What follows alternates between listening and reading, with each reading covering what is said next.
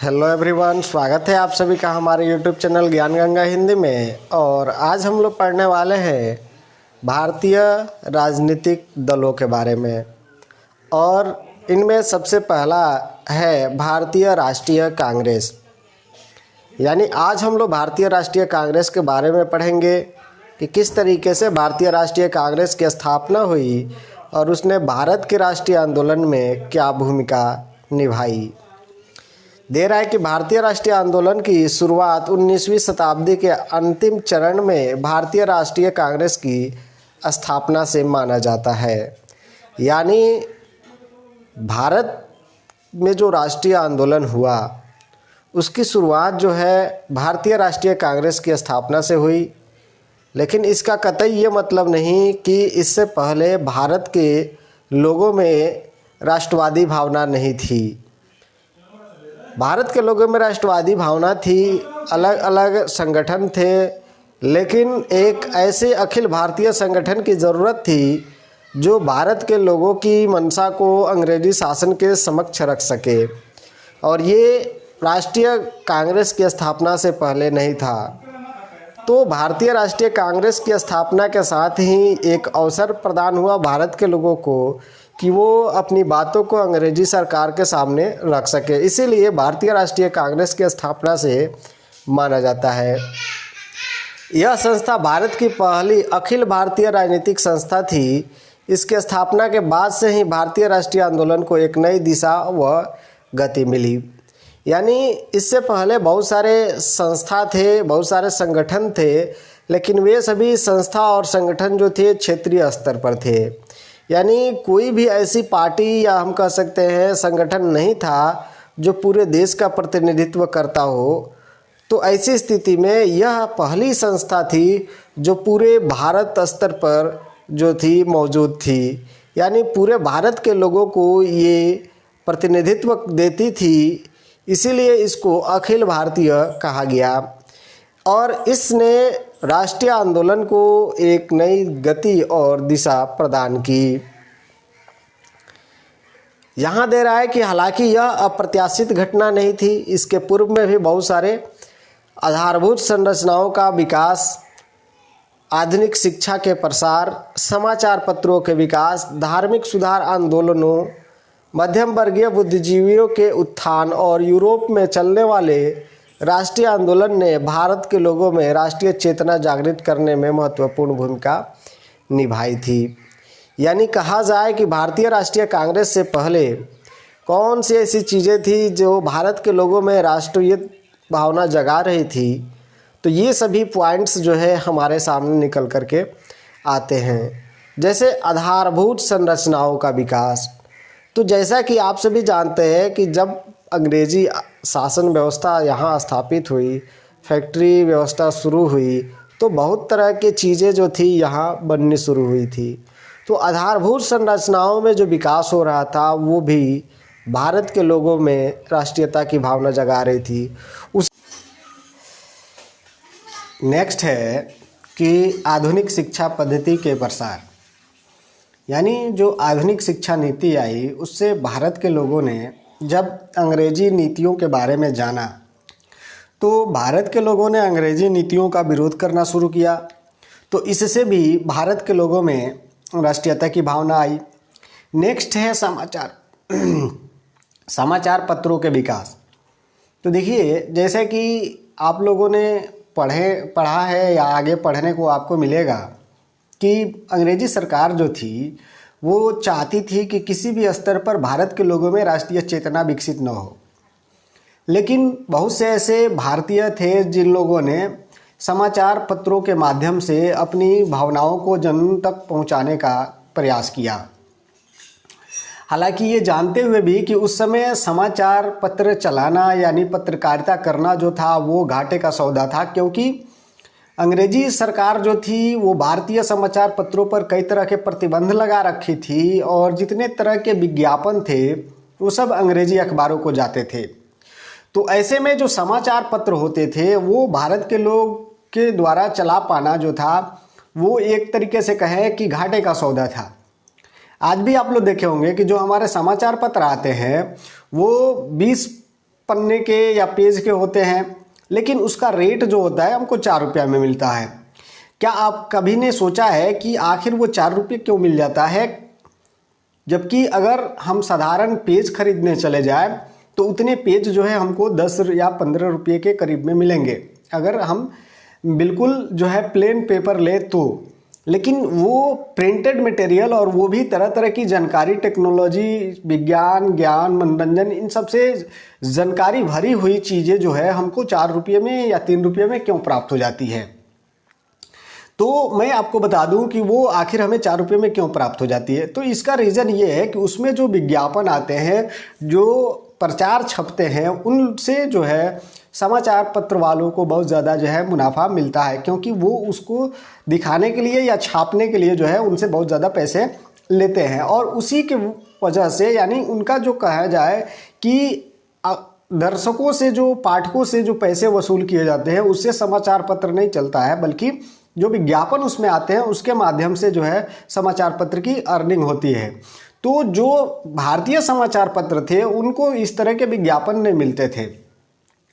दूसरी चीज़ ये थी कि कई तरह के समाचार पत्रों पर सेंसरशिप लगाई गई थी, लेकिन इन सब के बावजूद भी जिन भारतीय लोगों ने समाचार पत्र के माध्यम से जो है लोगों को जगाने का प्रयास किया, उससे भी भारत के लोगों में राष्ट्रीयता की भावना जागी। नेक्स्ट है धार्मिक सुधार आंदोलन।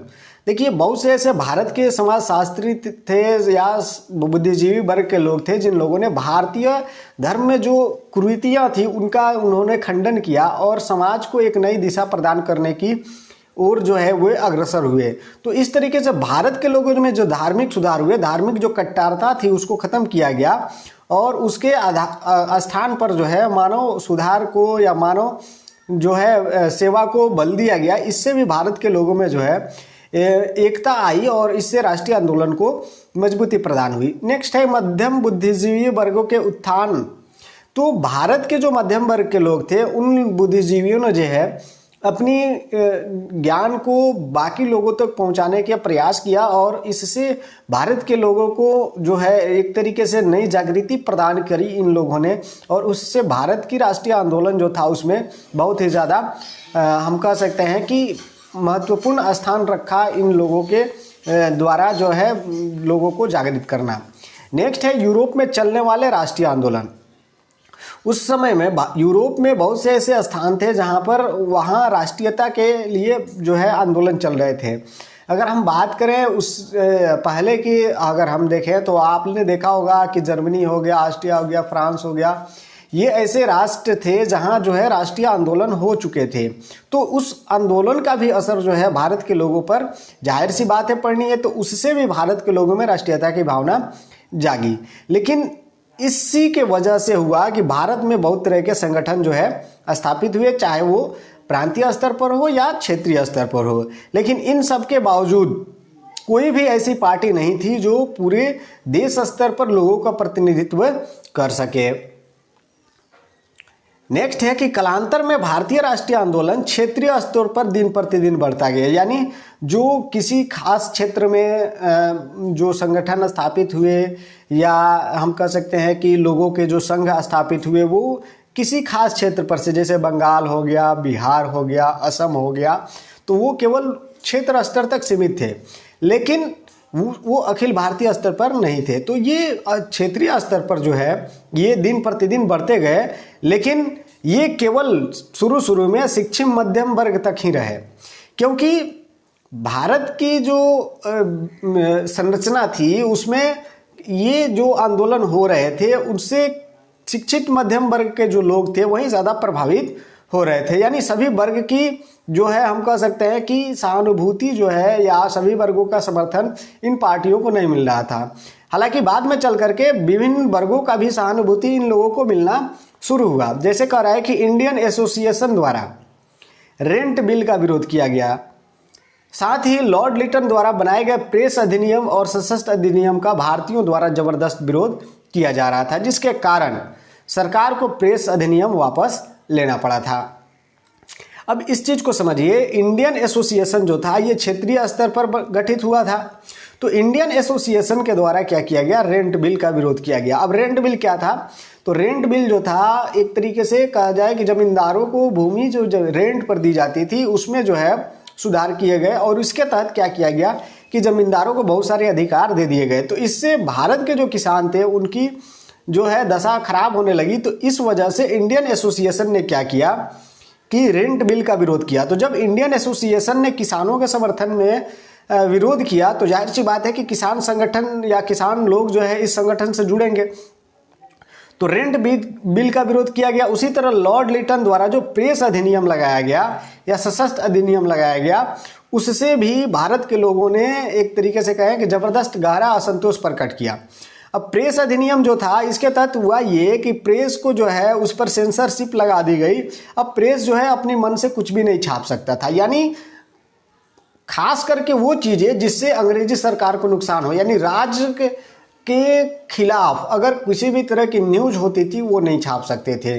इसके अलावा आपकी अगर छाप खाना है तो उसका रजिस्ट्रेशन कराना होता था।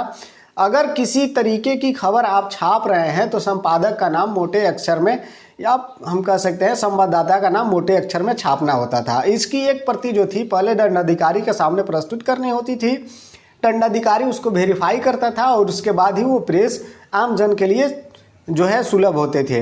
तो इस तरीके से प्रेस अधिनियम जो बनाए गए उससे कहा गया कि भारत की जो लोगों की आज़ादी थी उसको पूरी तरीके से ख़त्म करने की कोशिश किया। इसी तरह सशस्त्र अधिनियम भी था।